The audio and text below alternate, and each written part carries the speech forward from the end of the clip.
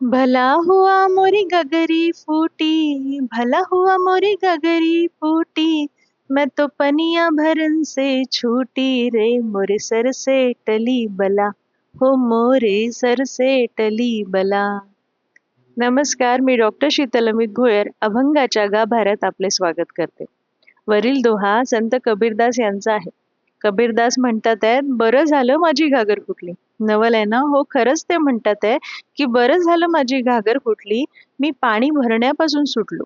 एवढंच नाही तर माझ्या डोक्यावर असलेली आपत्ती देखील टळली असं म्हणतात ते. जरा विचार करून सांगा बरं, संत कबीरदास कुठल्या आपत्तीबद्दल बोलत असतील? भूत, प्रेत, पिशाच असं कुठलं नेमकं संकट असेल की जे टळलं असं कबीरदास म्हणत आहेत? असं कायच असेल त्या घागरीमध्ये की संत कबीरदास त्याला आपत्ती किंवा बला म्हणत आहेत? कसं आहे ना मंडळींनो, आपण जे काही करतो ते इच्छेने प्रेरित होऊन करतो. इच्छेने प्रेरित होऊनच आपण आपला प्रपंच वाढवत असतो आणि त्याच प्रपंचाचा भार डोक्यावर घेऊन वावरतो. माझं घर, माझी मुलं, माझं शेत, माझं दुकान अशा कित्येक गोष्टी आणि त्या संबंधित कित्येक इच्छा ह्या सतत आपल्याला विचाराधीन करत असतात. अष्टवक्र गीतामध्ये एक श्लोक आलेला आहे. क्व धनानी क्व मित्रानी क्व मे विषय दस्यवहा क्व शास्त्रम क्वच विज्ञानम यदा मे गलिता स्पृहा. हा श्लोक ना संपूर्ण वैराग्य आणि आत्मसंतोषाची स्थिती दाखवतो.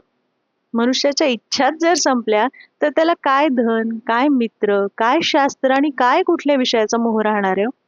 ही संपूर्ण वैराग्य ची स्थिती आहे.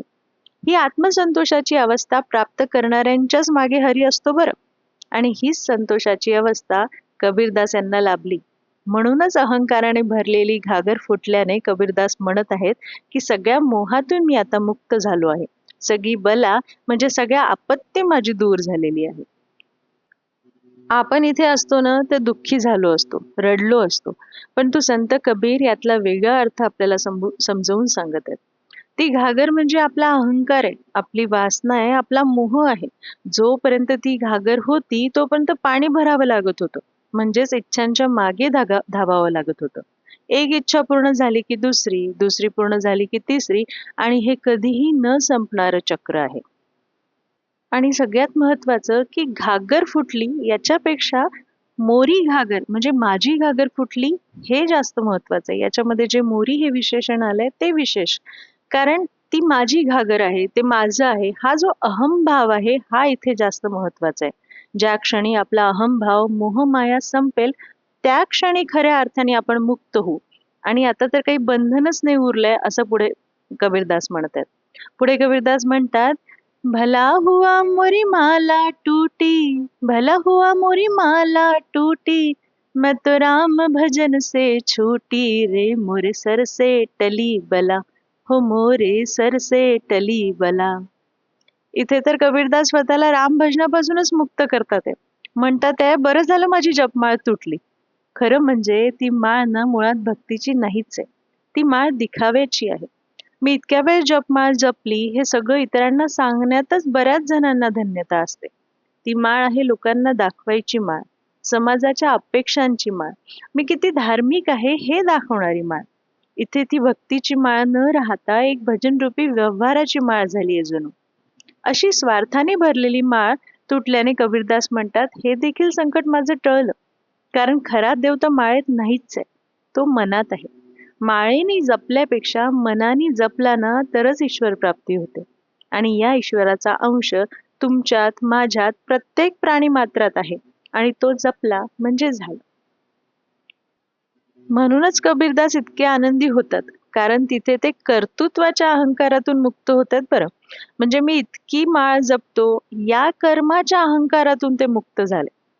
पुढे ते म्हणतात, माला जपूना कर जपू, माला जपूना कर जपू, और मुख से कहू न राम, राम हमारा हमें जपे रे, राम हमारा हमें जपे रे, हम पायो बिसराम, कबीरा हम पायो बिसराम.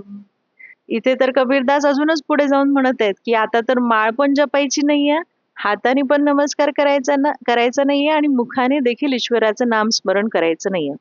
आता माझं रामच मला जपतोय, आता माझं रामच माझं नाव घेतोय. आणि मला छान आराम आहे. आहे की नाही मज्जा? नाम स्मरण नाही करायचं, हात जोडून पूजा नाही करायची, एवढंच काय तर मुखाने राम देखील नाही म्हणायचं, मग भक्ती करायची तरी कशी? ते म्हणतात आपण ईश्वराला मंदिरात, जपमाळेत, तीर्थात, प्रसादात शोधतो. परंतु खरा ईश्वर तर आपल्या अंतरी आहे ना. तो आपल्यापासून कधीच वेगळा नाही. कबीरदास यांचा हा उत्तम दोहा आणि या दोह्यासाठी जर कुठलं उत्तम उदाहरण असेल तर ते म्हणजे तथागत गौतम बुद्ध. वयाच्या 29व्या वर्षी राजवाडा, संपत्ती, सुख, पत्नी, मुलगा सगळं काही सोडून दिलं. अहंकार सोडला, अधिकार सोडला. स्वतःच्या डोक्यावरील जबाबदारीची घागर बाजूला सारून सत्याच्या शोधात निघाले. बुद्धांनी कधीच कर्मकांड, यज्ञविधी केले नाहीत आणि सांगितले देखील नाही. कुठल्याही जपमाळेच्या मागे न लागता स्वतः प्रकाशमान व्हायच्या शोधात बोधगया येथे त्यांनी मन शांत केले आणि ज्ञान प्राप्त केले. सत्याच्या शोधात निघालेल्या तथागत गौतम बुद्धांना 35व्या वर्षी सर्वोच्च ज्ञान प्राप्त झाले. जणू काही त्यांना स्वतःतलाच देव सापडला होता, स्वतःतलाच प्रकाश सापडला होता. वंदना विटाणकर यांनी लिखित एक अत्यंत प्रसिद्ध भजन आहे. त्या लिहितात, भेटतो देव का पूजनीय अर्चनी, पुण्य का लाभते दान धर्मातून, शोध रे दिव्यता आपुल्या जीवनी, आंधळा खेळ हा खेळशी कुठवरी, शोधिसी मानवा राहुळी मंदिरी, नांदतो देव हा आपुल्या अंतरी. म्हणूनच संत कबीरदास म्हणतात की बरंच झालं माझी वासनारूपी घागर फुटली, बरंच झालं माझा अहंकार रूपी कर्तृत्वाची माळ तुटली, बरंच झालं मला हे कळलं की माझा राम तर माझ्यात आहे, माझ्या अंतरात आहे. मला त्याला कुठेही शोधायची गरज नाही. धन्यवाद. राम कृष्ण हरी.